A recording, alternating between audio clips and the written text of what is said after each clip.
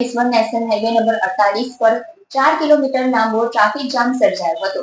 વાલિયા ચોકડી નજીક બોટલ નેક માર્ગને કારણે વાહનોની કતાર જોવા મળી હતી. વધતા અકસ્માતો અને સાંકડો બ્રિજ ટ્રાફિક માટે શિરોવેદના સમાન સમસ્યા બની છે.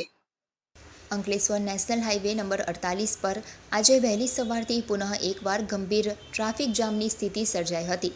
વાલિયા ચોકડી પાસે આવેલા આમલાખાડી ઓવરબ્રિજથી રાજપીપળા ચોકડી સુધીના લગભગ 4 કિલોમીટરના વિસ્તારમાં વાહનોની લાંબી કતારો જોવા મળી હતી.